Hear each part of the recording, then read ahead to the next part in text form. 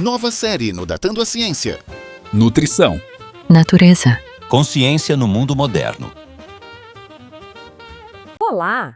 Bem, hoje a gente vai mergulhar numa confusão que é super moderna.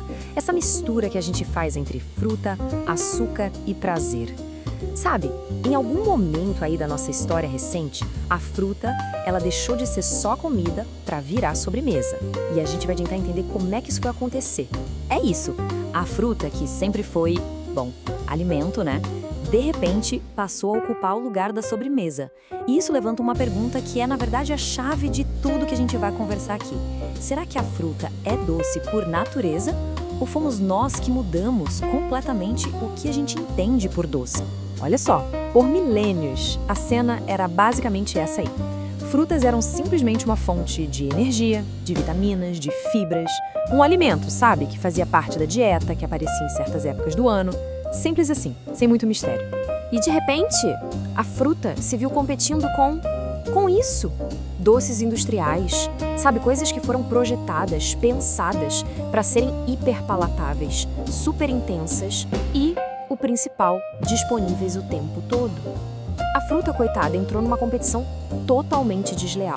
Ok, é exatamente aqui que a gente precisa parar e fazer uma distinção que é fundamental. Vamos dar uma olhada na diferença gritante entre essas duas formas de doce. Olha, a comparação aqui é muito direta e diz tudo. Pensa só, na natureza, o doce sempre foi uma coisa limitada, sazonal e, mais importante, sempre vinha junto com fibra, com água, com a necessidade de mastigar. Agora, o doce industrial, ele é o exato oposto, né? É concentrado, é super rápido de consumir e não tem nenhum daqueles freios fisiológicos que a natureza coloca pra gente. E essa citação, nossa, ela resume tudo de um jeito perfeito. Porque, pensa bem, confundir fruta com doce industrial é o mesmo que confundir alimento com estímulo. Uma coisa é comida, que nutre, que tem uma função complexa no corpo. Outra coisa completamente diferente é um estímulo puro. Algo feito só para ativar nosso sistema de recompensa do jeito mais forte e rápido que der. Certo. Agora, a gente precisa falar da frutose, porque é aqui, nesse ponto, que mora um monte de confusão. Vamos tentar entender a história completa. Então, vamos deixar uma coisa bem clara logo de cara.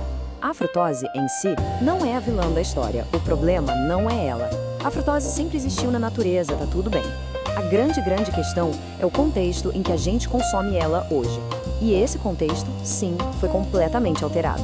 É só a gente parar para analisar esse contexto moderno. Olha só, hoje a gente tem frutose disponível o ano inteiro, em concentrações altíssimas. Muitas vezes sem as fibras que ajudariam a gente a processar tudo. E pior, em formato líquido, que nem exige mastigação. E o ponto mais importante de todos, é um consumo constante, sem nenhuma pausa. É um fluxo sem fim que o nosso corpo simplesmente não foi feito para aguentar. E isso nos leva direto para a questão evolutiva, que é fascinante. O nosso corpo ele foi desenhado, digamos assim, para lidar com a frutose como um evento. Sabe, uma coisa ocasional, especial, uma recompensa que a natureza dava de vez em quando. Ele definitivamente não foi projetado para lidar com isso como uma rotina, todo dia, o dia inteiro. Ok, agora a gente entra na parte que, para mim, é a mais fascinante de toda essa história.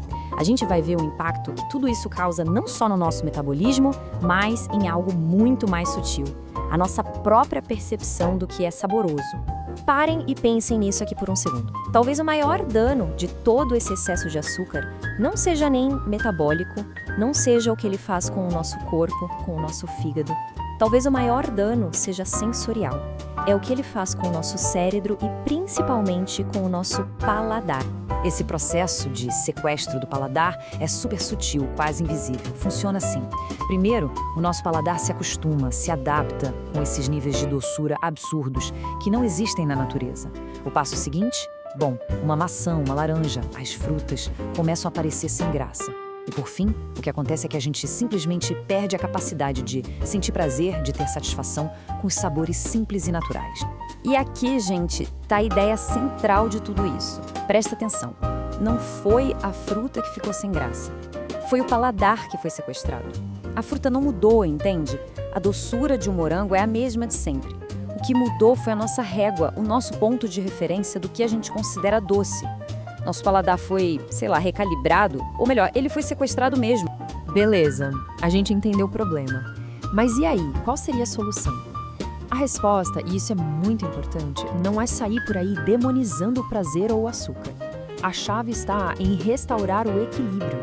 Essa frase é, nossa, muito poderosa. Pensa só, a natureza sempre ofereceu prazer, mas sempre com limites. Já o mundo moderno, bom, ele ofereceu prazer sem pausa. O prazer sempre fez parte da nossa alimentação, isso é normal. A grande diferença é que a natureza botava uns freios, sabe? A sazonalidade, a dificuldade de conseguir o alimento. O mundo moderno simplesmente tirou todos esses freios. Então, o ponto crucial aqui não é a proibição, não é dizer nunca mais coma doce. O problema de verdade é a frequência. Sobremesas, doces, essas coisas eram para ocasiões especiais, para celebrações. O grande erro do mundo moderno foi exatamente esse: transformar a exceção em regra. Viver como se todo santo dia fosse dia de festa. E o objetivo aqui, veja bem, é super positivo. Não é sobre abrir mão do prazer, de jeito nenhum. É sobre colocar o prazer de volta no seu devido lugar. Pensa comigo. Quando o prazer vira rotina, ele meio que perde valor, né? Então, resgatar a fruta como alimento é também um jeito de resgatar o doce como aquilo que ele deveria ser, algo especial. Então, fica aqui a reflexão final.